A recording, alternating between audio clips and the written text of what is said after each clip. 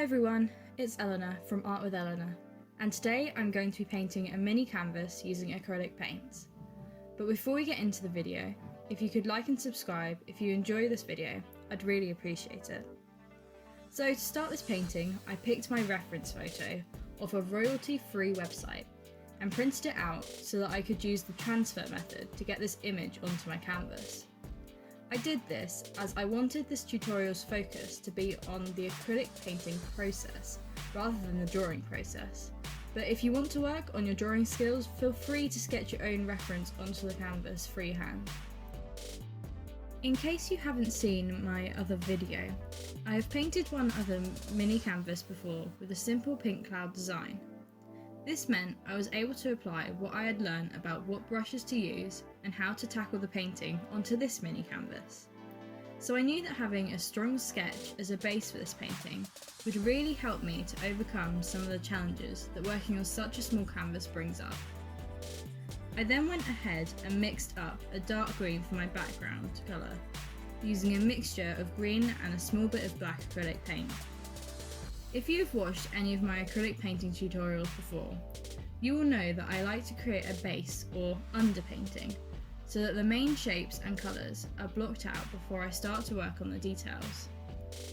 The main reason for doing this is that it means you are less likely to have bits of the white canvas showing through in your final painting, as well as the fact it allows you to tweak the shapes more as you go along. To mix up the skin tone, I went in with the white and then a small bit of red and yellow. I tried my best to match this base tone to the reference photo I had in front of me, but I do end up tweaking it later, so don't worry if it doesn't match exactly to start with. Whilst I'm painting the base layers, I just wanted to let you guys know why my upload schedule may start to vary a bit over the next few weeks. And that is because I moved back to my uni accommodation last weekend, which is quite exciting. This also means that my uni work will start to ramp up near the end of September, so just bear with me if I'm not able to upload videos as frequently.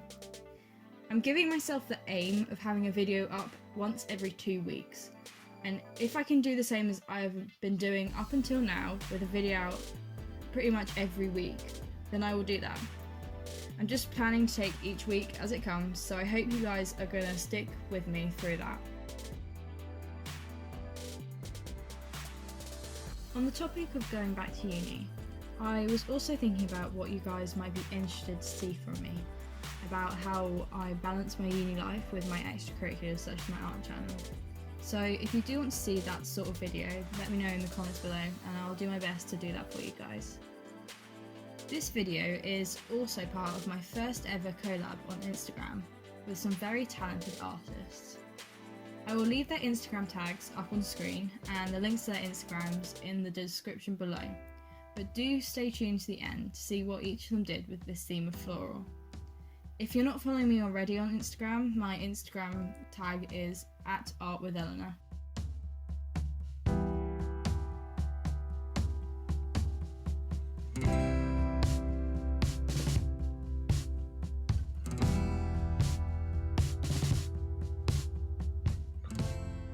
I personally have never felt that confident painting flowers, but I think that is because I haven't had much practice or experience in the painting process. So to couple this with painting on such a miniature scale really pushed me to grow and start to perfect my painting process. I would highly recommend painting things that you find challenging or that are outside your comfort zone for anyone looking to improve their artworks. If you stick in your comfort zone for too long, you will never be able to grow in the same way as if you challenge yourself to try something new.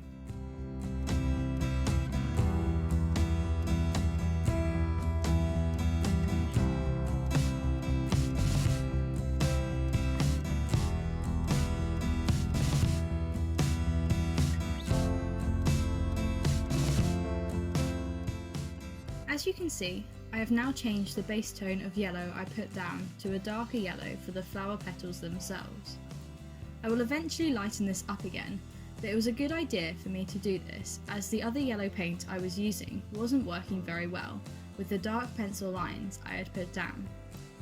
One thing I probably should have done is filled in the sketch with a coloured pencil rather than a graphite one, as this would have been easier to cover with a light yellow paint.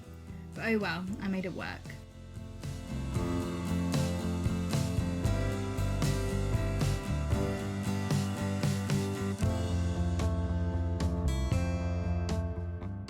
The next thing I did was start to work on the skin tone. I ended up mixing two different skin tone colours to create some gradients between the shadows and the highlights on the hand.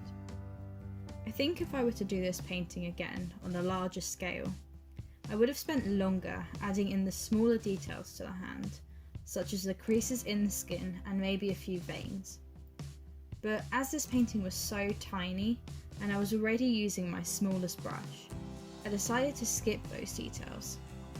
This is because it was quite unrealistic to expect myself to be able to achieve the level of realism I was going for when working on such a small scale. One thing I did make sure to add back was some form of separation between the fingers, which did take a lot of concentration. I did this with black paint, but in the end I lightened it a bit more to make it look slightly more realistic.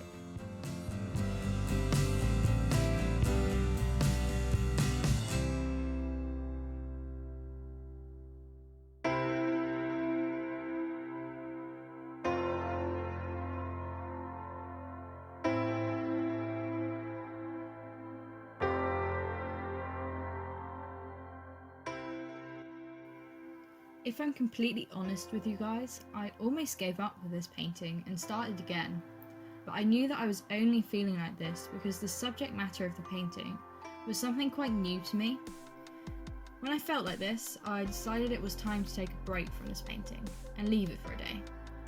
In doing this, I came back to the painting with a renewed determination to improve and learn some new skills in how to paint hands and flowers.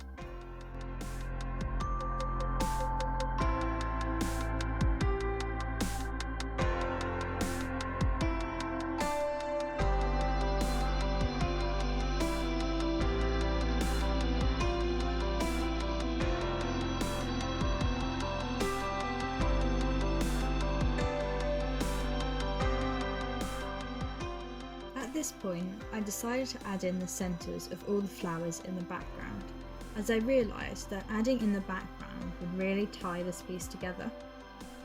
I then went in with a lighter yellow for the petals, along with adding in streaks of a darker yellow. This also helped to add texture to the painting. For me, this felt like the breakthrough step with this flower painting, as I felt confident painting it, and I was then able to translate what I had done on the main flower onto the background flowers.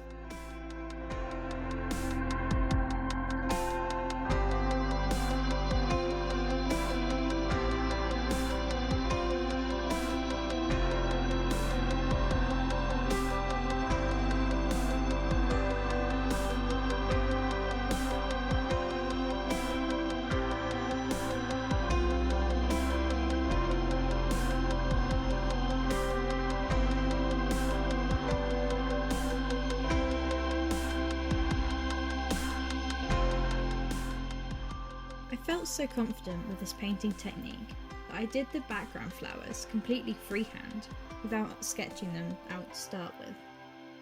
One tip I can give you if you're going to do the same as me is to keep looking back and forth at your reference photo so that you can check that you are painting what is actually there rather than what you think is in the reference photo.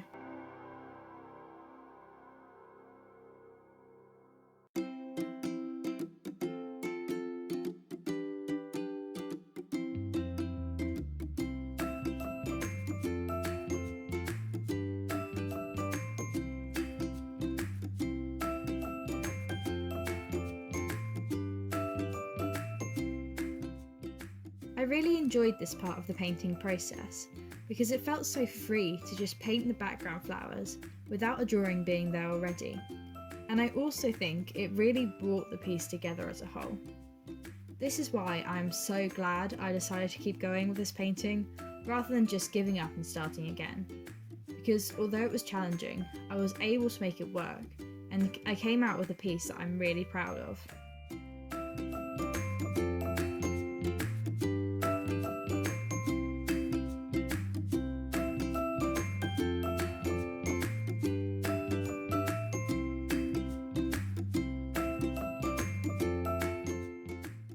The next step was to paint in the sides of the canvas, as I was planning on displaying this artwork on its little easel.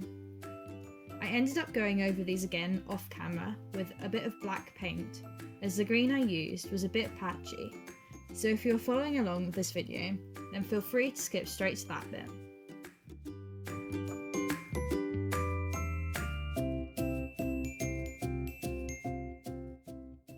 Thank you guys so much for watching this video.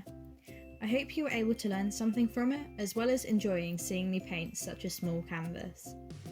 Let me know what you think of the finished outcome, and if you try this painting for yourself, let me know about it in the comments below. Up on screen now are the other artists' work for this collab that I did on Instagram, so be sure to give them all a follow, as they are such lovely people as well as amazing artists. If you do like this video, be sure to give it a like and subscribe, and I'll see you in the next video. Bye!